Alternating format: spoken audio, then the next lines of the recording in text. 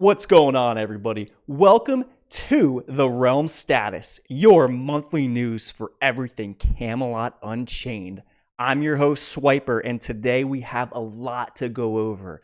First, we have our top 5 updates. Second, we have our top 5 questions. And third, we have some news about the NDA and when it may be lifted. We also have some other information regarding testing and how you can get involved. So stick around, you're not going to want to miss it.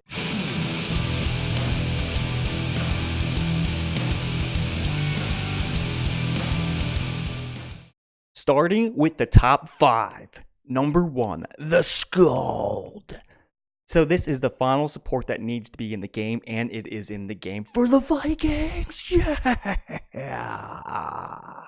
So anyway, this class is in. You can test it. I was able to test it the other day. I believe now it's for everybody. I think they had some testing the Skull prior, but I know I missed those, and I can't remember if it was just alphas and ITs or betas were allowed to, but it sounds like maybe the next time we get in, betas probably should be able to test this bad boy. So all good, all the support is in. Now we just have the Devout and the crafting classes. Moving along to number 2, Knockback. So you've been hearing about this for a while now, and if you follow their streams or my streams or both, you'll notice that Knockback has been coming up.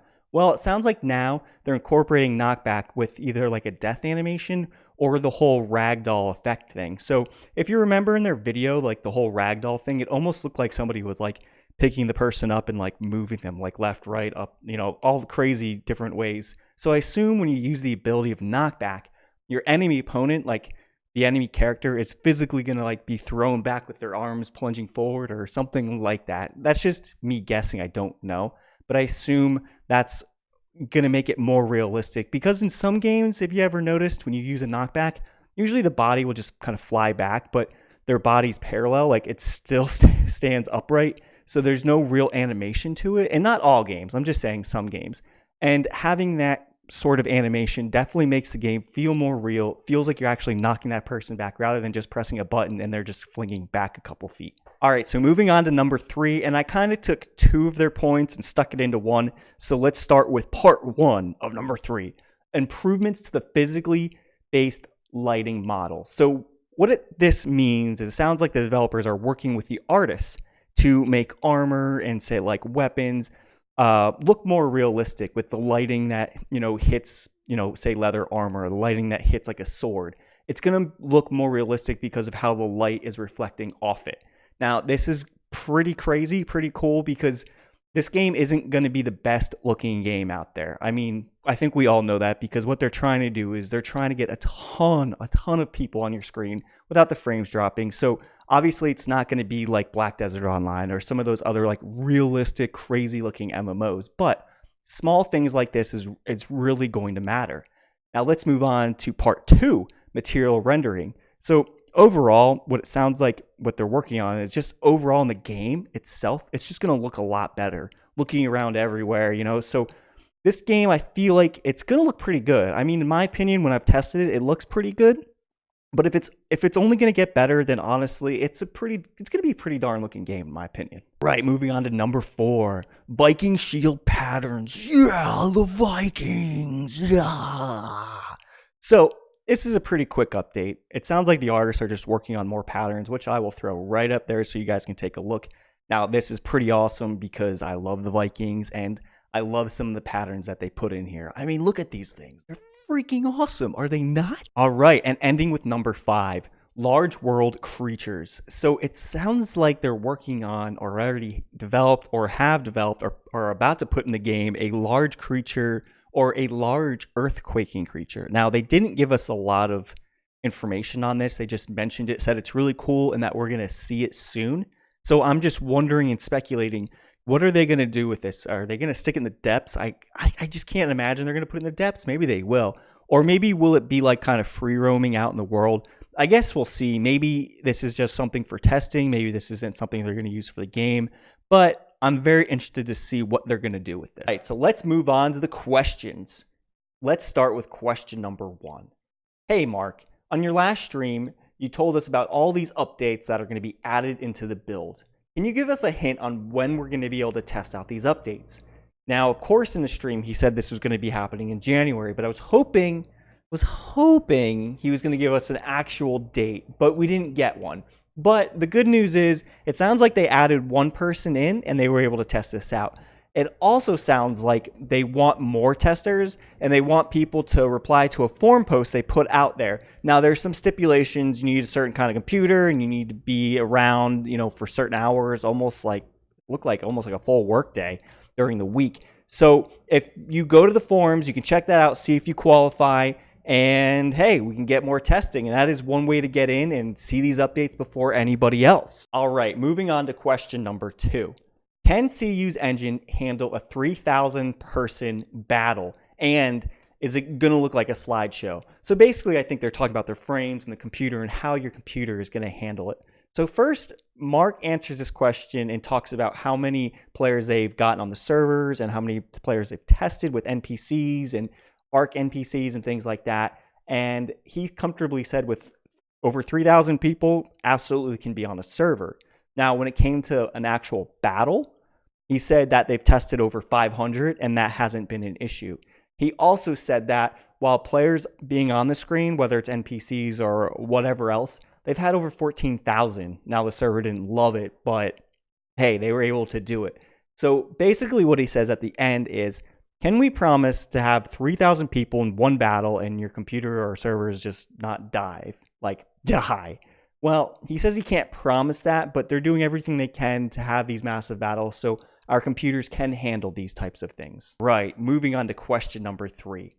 MJ mentioned in his last stream that the NDA may be lifted in January. Can he give us more information on this? So let's talk about what we do know.